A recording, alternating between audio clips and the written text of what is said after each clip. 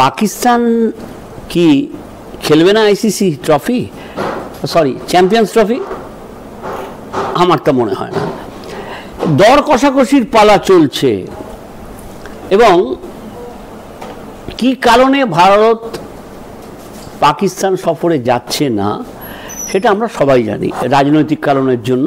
এবং ওখানে গেলে যে প্রশাসন সম্পূর্ণ রূপে নিরাপত্তা দিতে পারবে এ ব্যাপারে কারো কারো সন্দেহ রয়েছে, কারণ অতীতেও শ্রীলঙ্কার মতো দলের সামনেও কিন্তু নিরাপত্তা দিতে পারেনি, কারণ ওখানকার যারা কি বলবো জঙ্গি সংগঠনগুলো তারা দেশের মধ্যে নানা রকমভাবে একটা গণ্ডগোলের আবহ তৈরি করার চেষ্টা করে থাকে।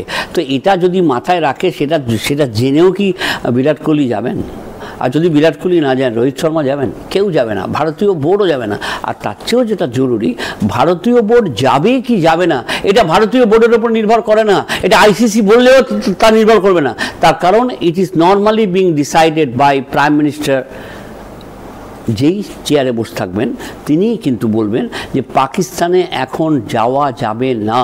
এবং এটা যদি পাকিস্তান ক্রিকেট বোর্ডের কর্তারা মনে না করেন তাহলে আমার মনে হবে যে আমি মানে কি বলবো, আমি বুঝেও আমি বুঝছি না সেরকম ভান। এবং নতুন যে চালটা পাকিস্তান বোর্ড থেকে দেওয়া হয়েছে যে তাহলে হাইব্রিড মডেলে তোমরা যদি চ্যাম্পিয়ন্স ট্রফি খেলো তাহলে আমরাও যখন T20 ওয়ার্ল্ড কাপ হবে which will jointly be organised by Sri Lanka and India, তখনও আমরা ভারতে খেলতে যাব না।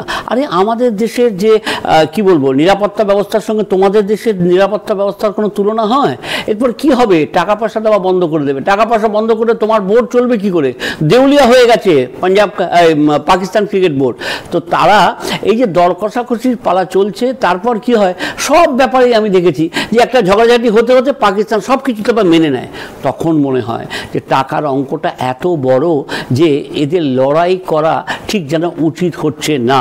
এবং ভারতে বসে থেকে যে সমস্ত মানে কি বলবো সংখ্যালঘু লোকেরা ভারতীয়দের বুকের উপর দাপট দেখাতে চেষ্টা করছে, তারা চাইছে পাকিস্তান যেন এই ঝামেলাটা চালিয়ে যায়। আর যদি চালিয়ে যাওয়া যায় তাহলে হয়তো চ্যাম্পিয়ন্স ট্রফিটা বন্ধ হয়ে যাবে।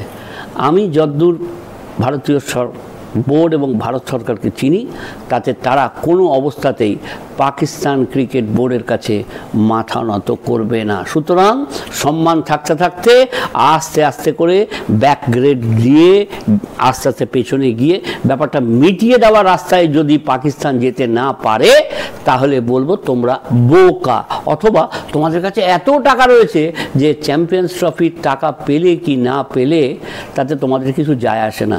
সত্যি কি সেই অবস্থা? হাইব্রিড মডেলটা কি? অর্থাৎ দায়িত্বে যে থাকবে, যে দেশ থাকবে তাদের কাছে নিয়ন্ত্রণটা থাকবে, কিন্তু খেলা হবে অন্য দেশে। এই মুহূর্তে বাংলাদেশের যা পরিস্থিতি তাতে ভারতীয় বোর্ড যাবে বলে মনে হয়। তো সুতরাং বাংলাদেশ যদি আয়োজন করতে চায় তাহলে সেগুড়ে বালি একমাত্র শান্তির জায়গা মধ্যপ্রাচ্য, হয় দুবাই অথবা শারজা অথবা আবুধাবি অথবা তিনটে জায়গা মিলিয়েই। তা আমার ধারণা হাইব্রিড মডেলেই চ্যাম্পিয়ন্স ট্রফি অনুষ্ঠিত হবে।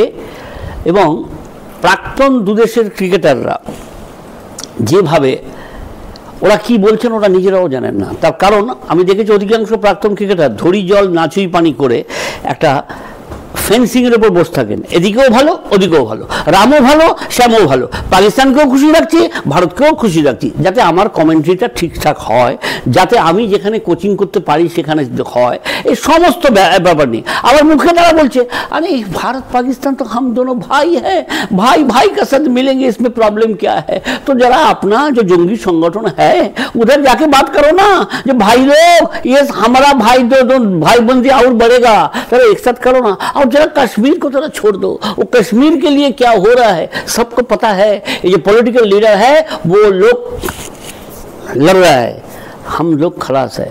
हम तो यही फीड बोलेंगे, मेरे को पाकिस्तान फीड जाना है, हमारा दोस्त लोग उधर है, वसीम अकरम मेरा दोस्त है, ज़ाहिर अब्बास लंदन पे जाते ही हम लोग मिलते हैं, आसिफ इकबाल है उधर, देखिए जावेद मियादाद है। अभी राजनीतिक कारण के लिए আমরা একে অন্যের সঙ্গে দেখা হয় না, কথা বলতে পারি না, টেলিফোন করলে সেই টেলিফোনটা ট্যাপ করা হয়, অদ্ভুত পরিস্থিতি। সুতরাং আমি একটাই কথা বলবো, আমরা মুখে যতই বলি না কেন যে রাজনীতি অনেক দূরে থাকে খেলার মাঠে, একেবারেই নয়। রাজনীতির সঙ্গে খেলা এখন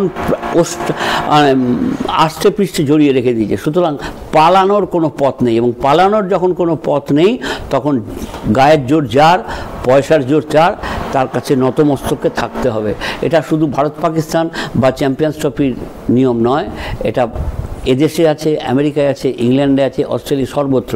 টাকা যার, বল ব্যাট তার। ছোটোবেলায় খেলতাম না আমরা, যে যার ব্যাট দিয়ে হবে তাকে দুবার আউট করতে হবে, যার বল, সে হঠাৎ বল হারিয়ে গেলে কান্নাকাটি করে সবাই চাঁদা তুলে তাকে বল কিনে দেওয়া হলো, সেই বলটাও তারই হয়ে গেল এবং সে দিব্যি খেলতে লাগলো।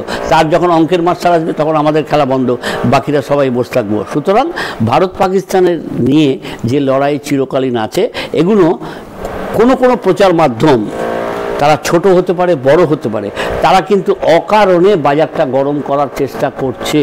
বাজার গরম করার কিচ্ছু নেই। বটম লাইন হচ্ছে ভারত পাকিস্তানে খেলতে যাবে না।